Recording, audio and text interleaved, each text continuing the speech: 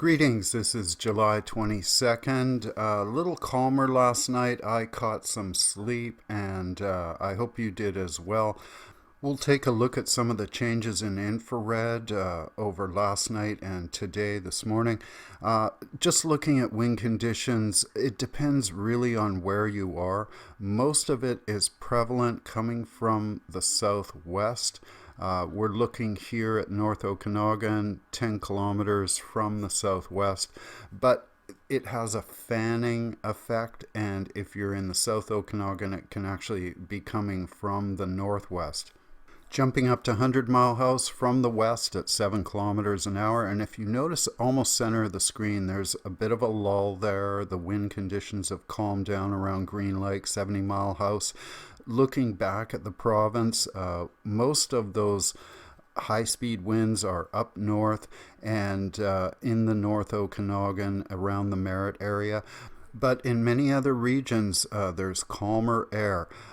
Also, some situations where these eddies of wind come back, and here we're looking at just south of Green Lake coming from the southeast at 3 kilometers an hour. So it's meandering and kind of pushing itself around. Let's take a look at the heat detections now. We're looking at the Flat Lake area. This is indications from yesterday, and here is today.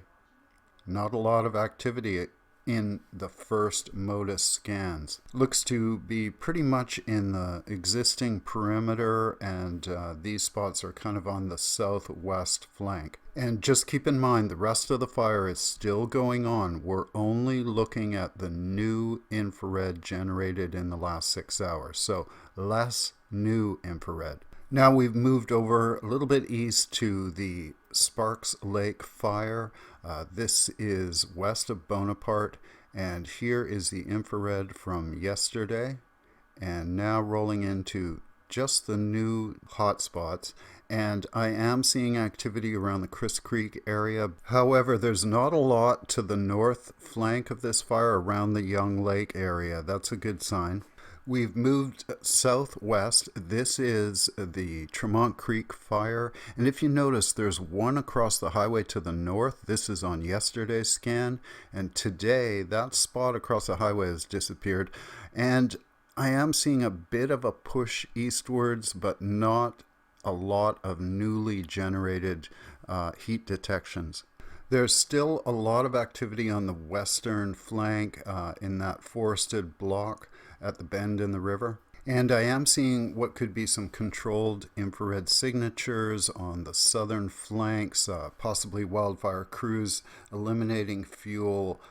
We're going to move further south. This is the fire at Lytton. As it's moved eastward, we're looking at heat detections from yesterday. We can see it move over to the mountain east of the Thompson River and rolling into today. Lots of expansion eastward. Spence's Bridge is north of this fire zone, and we can see that movement into the next valley over towards Clapperton. Let's run that time lapse again. This is the heat detections from yesterday and rolling into today. So it looks like it's moved as much as 4 kilometers, and it's also progressed into the Soap Lake Ecological Reserve. We're zooming out now. We're looking at the fire just to the left of center. That's at about halfway up the Coquihalla Highway, and then over on the right we see the fire at Panas Summit on the Okanagan Connector, and there's a couple of spots down in Cathedral Lake south of Manning Park. This is yesterday's infrared and now today's. Not a lot of change. The fire at the summit up at Penasque on the Okanagan Connector does appear to have moved eastward slightly. And because we're looking at an overview, if you're in these areas or if you're traveling, it's important to go to DRIVEBC and check the BC Wildfire website to get a ground report. You want to know what activity is being done in those areas.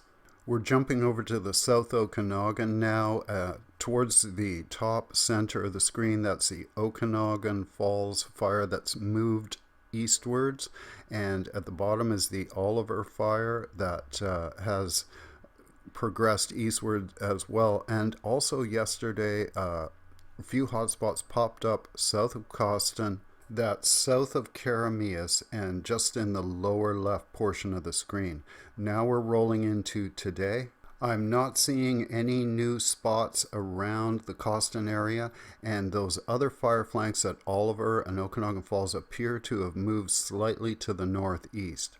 Let's zoom into the northern flank of the fire at Oliver. Oliver is on the left-hand portion of the screen, and then we have forested blocks on the right-hand portion of the screen. This is yesterday's infrared and now today's. So definite movement to the northeast, and we see that infrastructure line coming on a diagonal just to the right of center. We can use that as a visual landmark to gauge whether or not new heat detections move any further northeast.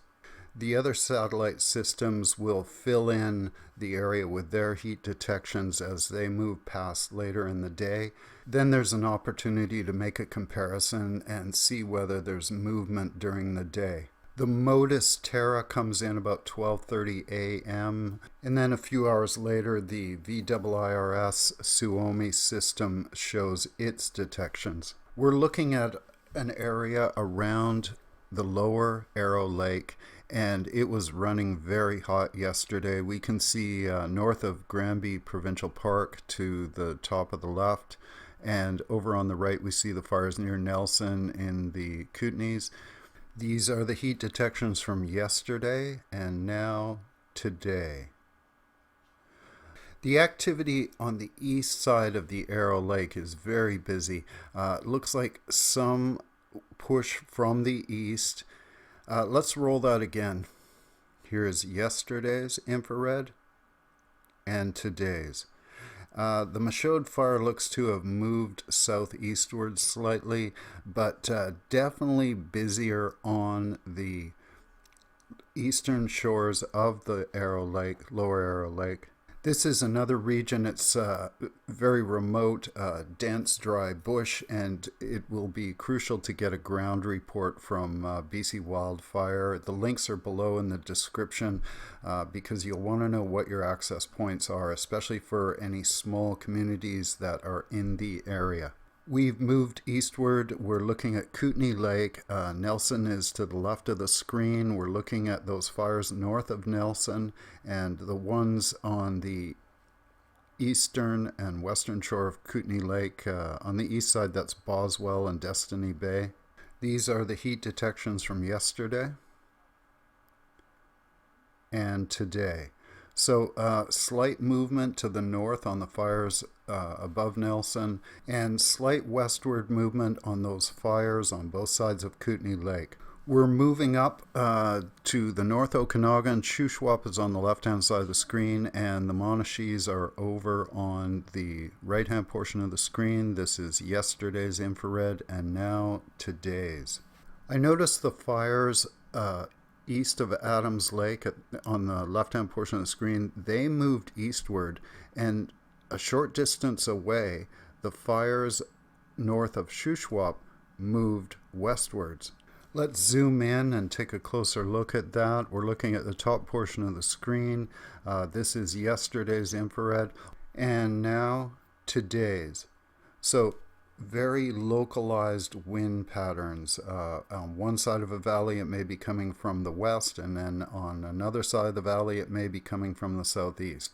I also noticed that the fires in the North Okanagan around Maple Lake, Sugar Lake, to the west of Revelstoke, those all pushed a little bit to the northeast. We're moving slightly west. This is the White Rock Lake fire. It's been making moves eastward towards Westwold and the Falkland area. This is yesterday's infrared, and then rolling into today's infrared, there has been slight movement to the east and north into that forested block on the north side of the valley. Those visible Modus squares are 750 meters, so it gives a bit of a gauge as to the distance traveled, and that's about what we're looking at in movement, about 750 meters north. We've moved up to the Kamloops area. That's Kamloops at the lower portion of the screen. Just to the right of center is the fire at Whitecroft on the Sun Peaks Road.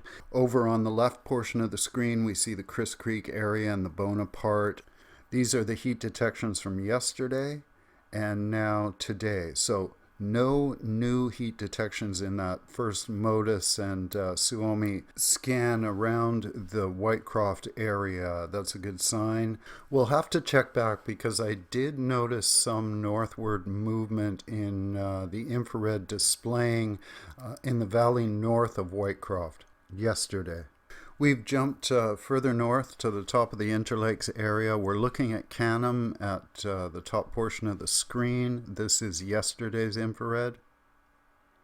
Quite a significant reduction in new heat detections. We're seeing one north of Canham Lake on the area just to the southeast of Lang. A little calmer in the winds last night, so hopefully that's playing as an advantage to wildfire crews in the area. Looking at the scan from the southern portion of the province, generally a reduction due to calmer winds last night. This is the infrared from yesterday, and we're going to roll into today. The biggest change was a reduction in the amount of new infrared around the Flat Lake area. That's a very positive sign. We'll have to wait until the other satellite systems update. They may fill in some of those areas. Also, heat detections can be obscured by cloud cover and smoke and haze. The fire moving east of Lytton did show a significant increase in the amount of heat detections moving to the east and to the north, so we're going to have to watch out for that one. But generally, in the last 6 to 12 hours, I'm not seeing any major outbreaks. There could potentially be spot fires that are kind of smoldering away and may pick up when there's increased wind. So watch out for those gusts in the afternoon, especially if those gusts are pushing a fire line towards your location. Looking at the forecast again, those southern winds making their presence known, cooling in the evening, wind coming from the west. There has been a bit of cloud cover moving through the area, chance for precipitation for some lucky people.